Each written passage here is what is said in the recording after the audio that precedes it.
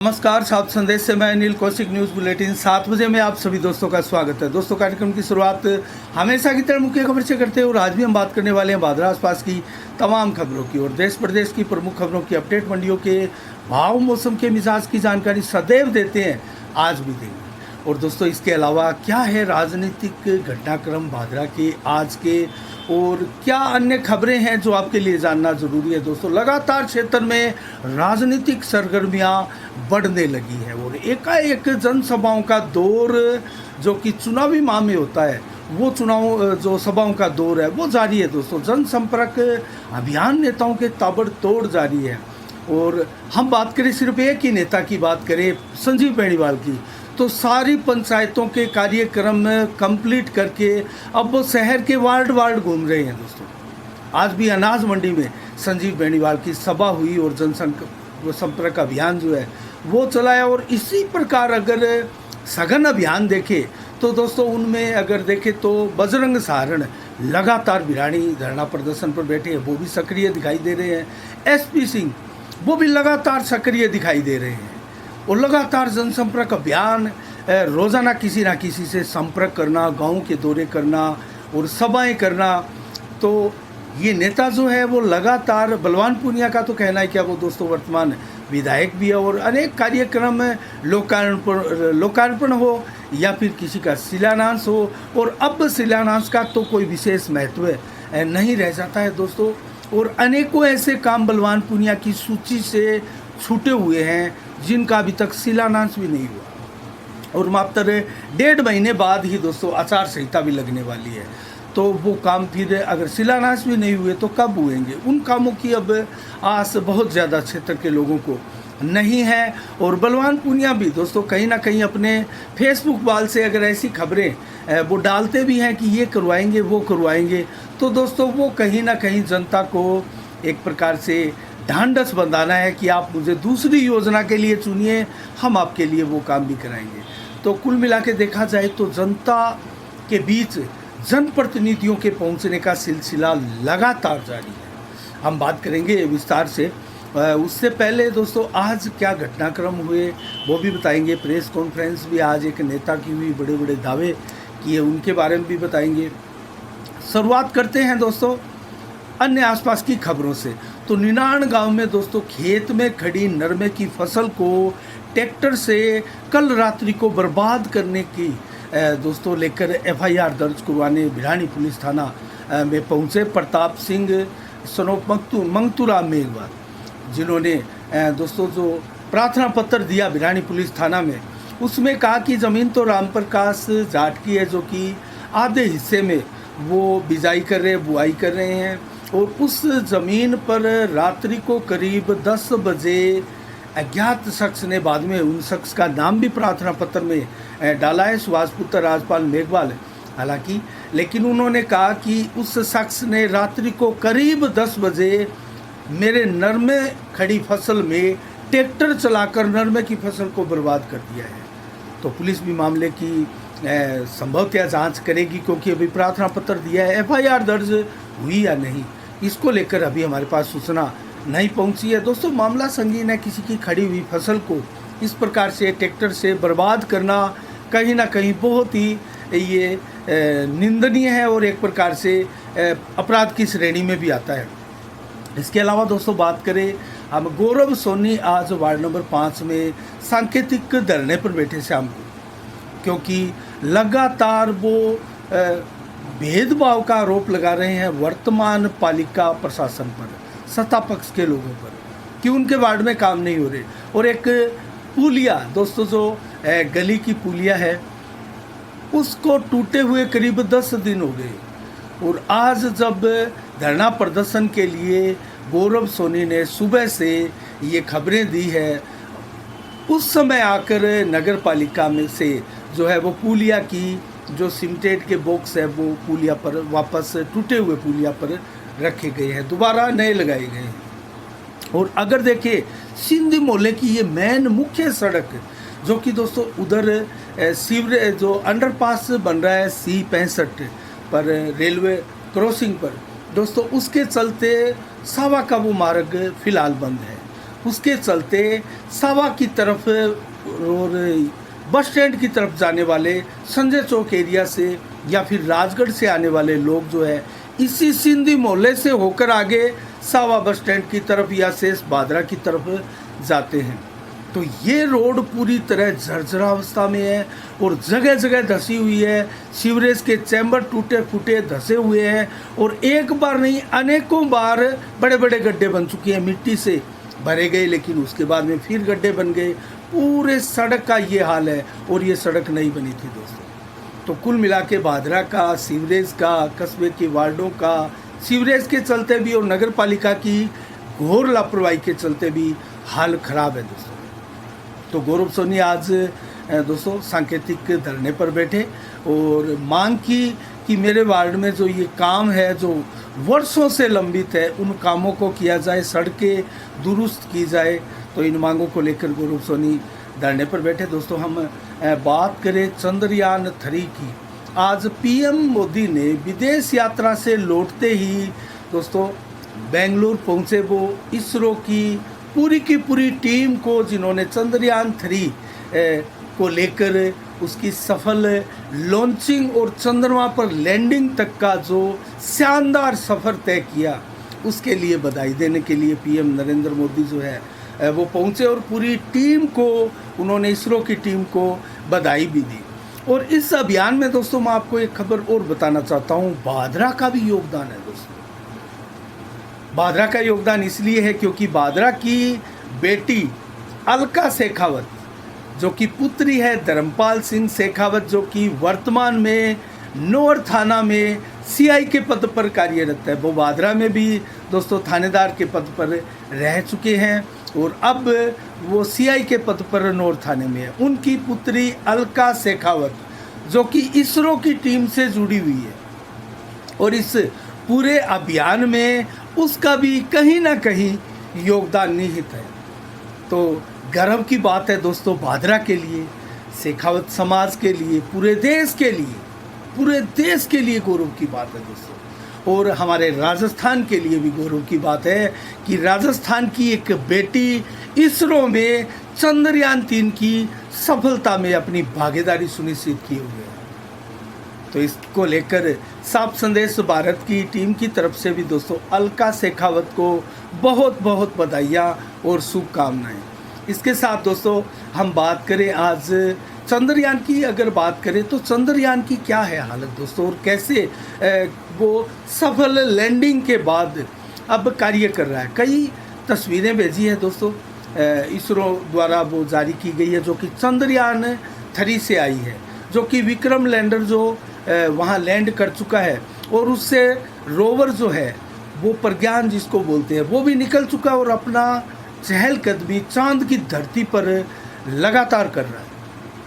पहले दिन वो लगभग 8 मीटर तक आगे बढ़ा था और अलग अलग फोटोएं लिए, वीडियोस भी जारी किया गया दोस्तों इसरो के द्वारा।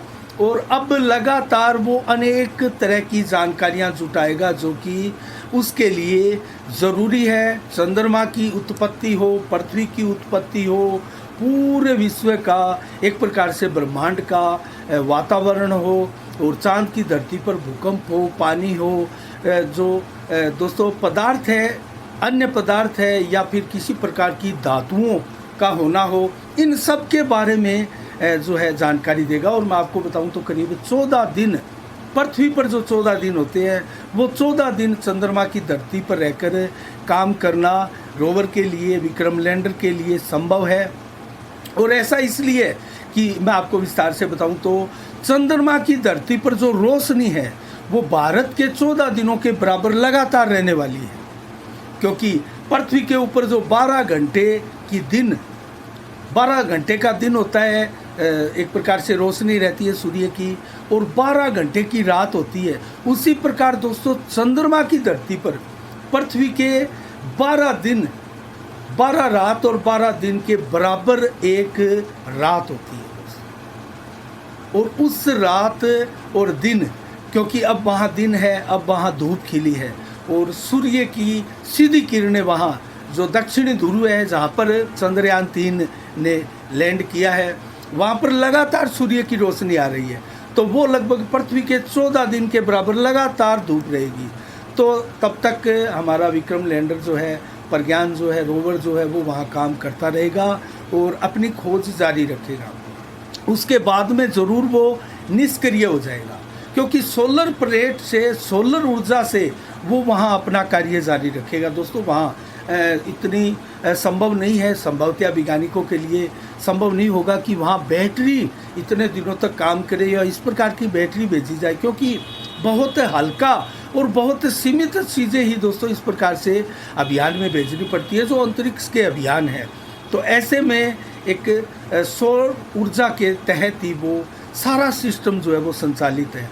और जैसे ही सूरज की रोशनी वहाँ से नदारद होगी 14 दिन के बाद, वैसे ही वो धीरे धीरे निष्क्रिय हो जाएगा। ऐसा नहीं है कि वो पृथ्वी पर लौट आएगा, वो बाद में भी काम आ सकता है। वैज्ञानिकों ने इसके लिए दोस्तों संभावनाओं से इनकार कतई नहीं किया है।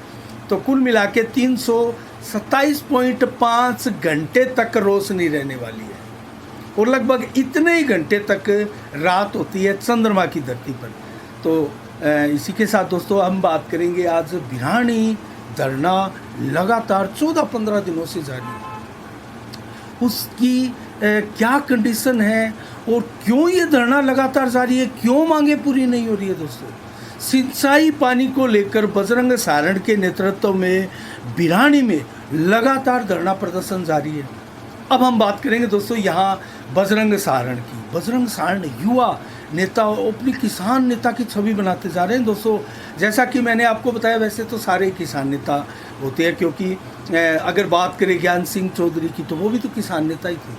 किसानों को खुशहाल करने का बहुत बड़ा यहाँ बादरा में योगदान जो है वो ज्ञान सिंह जी का ही था।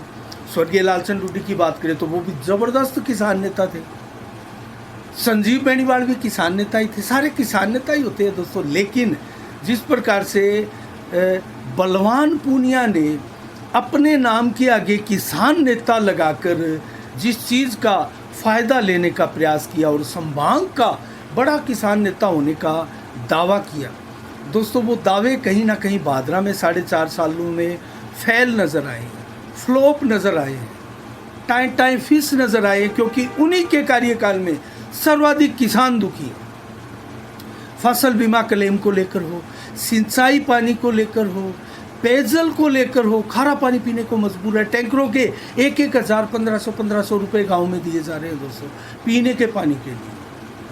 तो हर तरीके से बीज की समस्या हो, हर तरीके की समस्याओं के चलते बिजली की गंभीर समस्या हो, उससे भी किसान ही जूझ रहा है, आम आदमी भी जूझ रहा है। तो किसान सर्वाधिक परेशान है इसी कार्यकाल में दिखाई दे रहे हैं। और बजरंग सारण लगातार, ऐसा नहीं है कि किसानों की समस्या उठा रहे हैं, वो शहरी नागरिकों की भी समस्या उठाते हैं, लेकिन किसानों की समस्या उठाते हुए लगातार धरना, चाहे वो रामगढ़ का धरना आप ले, कितने दिनों तक चला, सिंचाई पानी को लेकर था, मलसीसर डुंगराना का धरना ले, कितने दिनों तक चला। किसानों की समस्याओं को लेकर बजरंग सारण धरने पर बैठे। और धरना एक प्रकार से एक आध छोड़ भी दे हम अपवाद के रूप में, तो सफलतापूर्वक अपने तमाम धरनों को पूरे प्रायोजन के साथ सफल सिद्ध किया है बजरंग सारण ने। और अब उनको लोग कहीं ना कहीं युवा किसान नेता के रूप में भी मानने लगे हैं, पुकारने लगे हैं। क्यों ना पुकारे, लगातार 15 दिनों से वो किसानों के बीच बैठे हैं। और एक बार तो रात्रि को 9 बजे टंकी पर भी चढ़ गए किसानों की मांग को लेकर। प्रशासन ने बलपूर्वक उनको उतारा, गिरफ्तार किया, उसके बाद उनकी जमानत हुई, फिर धरने पर आ डटे। तो लगातार बजरंग सारण जो है अपनी जो कवायद है किसानों की समस्याओं की, वो दोस्तों लगे हैं पूरी करने में। और एक चीज़ मैं जानकारी आपको दूं तो लगातार करीब 15 पंचायतों का वो दौरा कर चुके हैं दोस्तों बादरा में। इस चुनाव से पहले लगभग 6 साल हो गए बजरंग सारण को लगातार क्षेत्र में सक्रिय होते हुए। बीच बीच में ज़रूर वो नदारद रहे होंगे, लेकिन 6-7 साल से वो लगातार क्षेत्र के किसानों की, क्षेत्र के लोगों की समस्याओं को उठा रहे हैं। और 15 पंचायतों का दौरा भी कर चुके हैं वो दोस्तों। 7 पंचायतें जो नॉर्थ से बादरा में आकर मिली है, पहले 49, 56 हुई, उसके बाद में खचवाड़ा, बरवाड़ा, सरदारगढ़िया, मुंसरी, नेत्राना आदि पंचायतों में भी वो दौरा कर चुके हैं। और रामगढ़ के बाद मलसीसर डुंगराना बेल्ट में भी वो घुस चुके हैं और सफलतापूर्वक धरने वहाँ लगा चुके हैं, लोगों के बीच में चर्चा का बिंदु बन चुके हैं। और अब वो बिरानी हेड पर धरना लगाकर, अब बिरानी हेड से धरना शिफ्ट करके बस स्टैंड पर ले आए हैं, लेकिन लगातार धरना जारी है दोस्तों। कहीं ना कहीं बजरंग सारण की परिपक्वता राजनीति का परिचय वो क्षेत्र की जनता को दे रहे हैं। इसका बेनिफिट, उसका लाभ क्या मिल सकता है 2023 के चुनाव में दोस्तों? ऐसा नहीं है कि उनको नज़रअंदाज किया जा रहा है दोस्तों। कहीं ना कहीं मुख्य नेताओं के जो दो टक्कर में आने वाले हैं, उनके अलावा अगर किसी नेता की सर्वाधिक चर्चा है तो वो युवा नेता बजरंग सहारण की चर्चा है, और वो घोषणा भी कर चुके हैं वो निर्दलीय चुनाव लड़ेंगे। अब देखने वाली बात है कि इनको वोट कितने मिलते हैं, कितने लोग अब तक इनके साथ जुड़े हुए हैं। हो सकता है उनको वोट कम मिले, क्योंकि जो मुख्य टक्कर है, जो विधायक बनने वाले हैं और आपस में टक्कर है, एक हारने वाला है एक जीतने वाला है। लोग बादरा क्षेत्र के लोग इस मानसिकता के, वो हार में वोट बहुत कम लगाना चाहते हैं। उसके बावजूद भी किसी की मेहनत, सफलता, संघर्ष से प्रेरित होकर जरूर उनकी हौसला अफजाई भी करते हैं, उनको वोट भी देते हैं। ऐसा पूर्व में भी दिया है। नंबर 3 पर, नंबर 4 पर भी बहुत से नेता बनकर उभरे हैं। 2023 की बात करें, 2013 की बात करें तो दोस्तों सुखदेव सिंह शेखावत को 33,666 वोट मिले थे। 38,000 वोट हालांकि 2 नंबर पर आए थे, बलवान पूनिया को मिले थे। 65,000 वोटों से संजीव बेनीवाल हालांकि विधायक बने थे। पहली बार भाजपा का खाता संजीव बेनीवाल ने खोला था। लेकिन उसके बाद में मेरा कहने का तात्पर्य कि नेताओं को पारितोषिक क्षेत्र की जनता देती है। जब वो संघर्ष करते हैं, उनकी मांग उठाते हैं, उनके बीच रहते हैं और जन समस्याओं को लगातार बराबर उठाते रहते हैं। तो कुल मिला के बात करें तो चाहे सीवरेज के गंदे पानी की समस्या हो, सीवरेज से टूटी सड़कों की समस्या हो, फसल बीमा क्लेम की समस्या हो, पेयजल की समस्या हो, गाँव में खारे पानी की समस्या हो, मेला क्षेत्र में ऊँटों के मेला की आदि की समस्या हो, पेपर लीक की समस्या हो, शिक्षा आदि की समस्या हो दोस्तों, घटिया निर्माण कार्यों की समस्या हो, और वर्तमान में सिंचाई पानी को लेकर धरना प्रदर्शन कर रहे हैं उनकी समस्या हो, लगातार बजरंग सारण जो है वो समस्याओं को उठा रहे हैं और लगभग अपनी राजनीतिक पृष्ठभूमि को दोस्तों मजबूत करते जा रहे हैं, इसमें कतई कोई संदेह नहीं है। तो बजरंग सारण लगातार आगे बढ़ रहे हैं, ये हम आपको बताने का प्रयास कर रहे हैं। तो कुल मिला के दोस्तों बात करें नेताओं के जनसंपर्क अभियान की और क्षेत्र की राजनीतिक घटनाओं की, तो आज राजेंद्र जलंधरा की प्रेस कॉन्फ्रेंस का आयोजन किया गया। राजेंद्र जलंधरा जो कि बिरानी से लगातार 5 योजना में उनके परिवार से जो सरपंच है वो दोस्तों बने हैं। तो बिरानी क्षेत्र की जनता इस परिवार को अपार स्नेह देती है, इसमें कतई कोई संदेह नहीं है। लेकिन क्या बादरा विधानसभा की राजनीति में उनका इतना कद पद बड़ा है और काबिलियत है कि वो वहाँ आकर विभिन्न नेताओं को, स्थापित नेताओं को, बड़े नेताओं को चुनौती दे सके?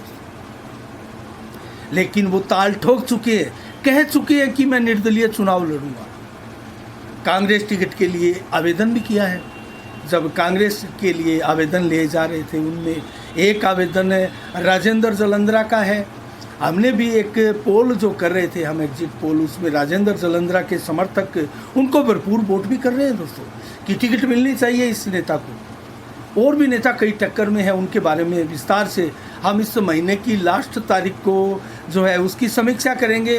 ये जो सारे एग्जिट पोल हमने किए 3 के लगभग, भारतीय जनता पार्टी की टिकट के लिए भी किया था, कांग्रेस की टिकट के लिए भी किया था, और राजस्थान में सीएम कौन आपकी पसंद है इसके लिए भी किया था। तो तीनों के ऊपर विस्तार से हम उस दिन यही बुलेटिन आपको जो है प्रसारित करेंगे। इसके अलावा दोस्तों बात करें 31 अगस्त को संजीव बेनीवाल की सबसे बड़ी सभा और अंतिम पंचायत मलखेड़ा में सभा होगी और वहाँ व्यापक जनसंपर्क अभियान संजीव बेनीवाल जो है वो करेंगे। इसके अलावा दोस्तों बात करें आज अनाज मंडी में सभा हुई उनकी, शानदार उनको जन समर्थन बादरा कस्बे के विभिन्न वार्डों से मिल रहा है। बलवान पुनिया की बात करें तो दोस्तों कल रामबास में उनकी शानदार सभा हुई, उनको अच्छा जन समर्थन भी मिल रहा है और उनकी सभाओं में भीड़ भी दिखी जा रही है दोस्तों।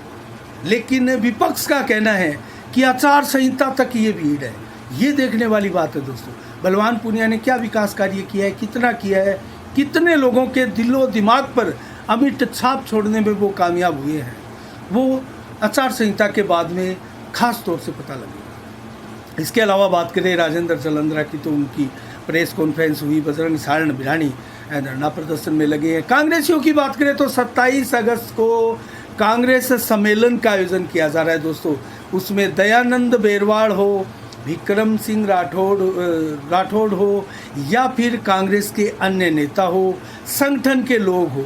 अब संगठन की स्वीकृति भी इसको मिल चुकी है, तो संगठन भी यहाँ मौजूद रहेगा। और कांग्रेस के इस सम्मेलन में क्या होने जा रहा है, क्या होगा, क्या बातें होगी, किस प्रकार की ये एक प्रकार से सम्मेलन आयोजित किया गया है, क्या कार्यकर्ताओं को दिशा निर्देश यहाँ मिलते हैं, ये भी देखने वाली बात है। तो लगातार हमारी नज़रें दोस्तों इन सारे कार्यक्रमों पर नेताओं की लगातार बनी रहेगी। आज 26 अगस्त को क्या खास विशेष दिवस है। मदर टेरेसा का जन्म 1910 को आज के दिन हुआ दोस्तों। नोबेल पुरस्कार विजेता मदर टेरेसा एक बेहतरीन इंसान के रूप में पूरी दुनिया में जानी गई थी। और राष्ट्रीय महिला समानता दिवस भी आज के दिन मनाया जाता है। और दोस्तों राष्ट्रीय कुत्ता दिवस भी आज के दिन मनाया जाता है। इसके अलावा बात करें मंडियों के भाव की, तो आदमपुर से शुरुआत करते हैं। आदमपुर मंडी में नरमा के भाव 7400 रुपये प्रति कुंटल दोस्तों रहे, और ग्वार के भाव 5750, गेहूँ के भाव 2400, सरसों 5600 रुपये बिकी, और जो बिका है 1680 रुपये प्रति कुंटल। जबकि नौर मंडी में ग्वार के भाव 5850 रहे, चना 5220 रुपये, सरसों 5600, गेहूँ के भाव 2370 रहे, जबकि जो बिका है 1650, और मूंग बिका है 7450 रुपये, और नरमा बिका है 7300, बाजरा के भाव 2000, तारा मीरा 5100 रुपये, जबकि अरंडी के भाव 6400 रुपये प्रति कुंटल रहे। और आज मौसम का मिजाज बताएं तो आज 36 से 38 डिग्री टेम्परेचर, दिन में 11 से 14 किलोमीटर की रफ्तार से हवाएं, और लगभग 70 से 80% बादल दिन भर और रात्रि को छाए रहेंगे। और रात्रि को 0.1 mm बरसात की भी चेतावनी मौसम विभाग की दी हुई है। और कल 27 को दोस्तों 30 से 35 दिन में और लगभग 37 से 38 डिग्री टेम्परेचर दोपहर को मैक्सिमम रहेगा। और 11 से 32 किलोमीटर की रफ्तार से हवाएं चलने वाली है, जो कि रात्रि तक जारी रहेगी। और बरसात की चेतावनी संभावनाएं नहीं है, लेकिन 30 से 80% बादल विभिन्न हिस्सों में अलग अलग समय में छाए रहेंगे। आज के लिए इतना ही। और एक और समाचार मैं आपको दोस्तों बताऊं तो चित्रा तीर्थ यात्रा संघ जो है उसके द्वारा एक अनूठी पहल की गई है दोस्तों, वो आप ज़रूर सुनिएगा। जो अगर आप धार्मिक व्यक्ति हैं और धार्मिक प्रवृत्ति के हैं और धर्म में पूरी आस्थाएं हैं, तीर्थ यात्रा के लिए आप ललायित रहते हैं, उत्सुक हैं, तो आपके लिए ये खबर अच्छी है दोस्तों। मात्र 251 रुपये में दोस्तों राजस्थान भर के 31 धामों की तीर्थ यात्रा करवाई जाएगी। और ये मात्र 251 रुपये इसलिए क्योंकि 1500 के करीब लॉटरी ड्रा से ये निकाला जाएगा। 1500 से करीब लॉटरी का टिकट जो है वो उसमें से 51 यात्रियों की छंटनी होगी दोस्तों, और ड्रा निकाले जाएंगे। ड्रा के द्वारा छंटनी होगी और इसमें जो है 31 धामों की यात्रा कर पाएंगे। और वो यात्रा जो है वो 16 सितंबर को अंबेडकर चौक बादरा से रात्रि को रवाना होगी 7 बजे के बाद में। और लगभग जो ड्रा निकलेगा वो 1 सितंबर यानी कि 5 दिन बाद वो ड्रा निकलेगा शुक्रवार को। तो उसमें मात्र 251 रुपये में आप जो है इस 6 दिनों की 31 धामों की यात्रा कर सकते हैं। ये बड़ा शानदार सुनहरी अवसर है और ये अवसर दिया है सतवीर सारण जो कि छानी बड़ी के हैं दोस्तों। लगातार ये इस प्रकार की यात्राएं करवाते रहते हैं और भारत के अनेक तीर्थों की सैर अलग अलग समय में, साल के सर्दी में भी वो कराते हैं, गर्मी में भी कराते हैं। अलग अलग तरह की यात्राएं हर लगभग तीर्थ स्थल पर वो करवाते रहे हैं। अब जो 31 तीर्थ स्थल इसमें हैं उनके बारे में मैं जल्दी से आपको बताऊं तो देशनोक, यहाँ से जो कोलायत है, कालीनाड़ी है, चारणवासी है, रुणेचा है, पोखरण है और बादरिया माता है, डालीबाई है, हरजी बाटी की डाणी है, ओसिया है, खरनाल है, नागौर गो चिकित्सालय है और जोरडा है, रून है, झुंझाड़ा है, नवग्रह मंदिर है, मेड़ता सिटी है, पुष्कर धाम है, ब्रह्मा जी के मंदिर का भी दर्शन होगा, सुरसरा है, पनेर है, सेंदरिया है, खाटू श्याम जी है, लक्ष्मी माता मंदिर है, जीण माता मंदिर है, लोहागर का तिल स्थल है, शाकंभरी माता का भी इसमें है, सालासर, मालासी, रानी सती, झुंझुनू में और दोजांटी धाम होते हुए ददरेवा धाम और फिर वापस भादरा 6 दिन बाद अर्थात 7 दिन बाद की ये यात्रा है। इसमें 6 नाइटें रहेगी। जो बड़े तीर्थ स्थल है वहाँ ये रात्रिकालीन जो है वो स्टे रहेगा। तो कुल मिला के आज के लिए इतना ही दोस्तों, और इसका एक वीडियोस भी आप देख सकते हैं हमारे साफ संदेश फेसबुक चैनल पर भी और यूट्यूब चैनल पर भी। तो आज के लिए इतना ही, कल ठीक शाम 7 बजे फिर आपसे रूबरू होंगे नई खबरों के साथ, नई समीक्षा के साथ। तब तक के लिए आप अपना बहुत बहुत ख्याल रखिएगा, मुझे दीजिएगा इजाज़त। साफ संदेश से मैं अनिल कौशिक, नमस्कार, जय भारत, जय जय राजस्थान।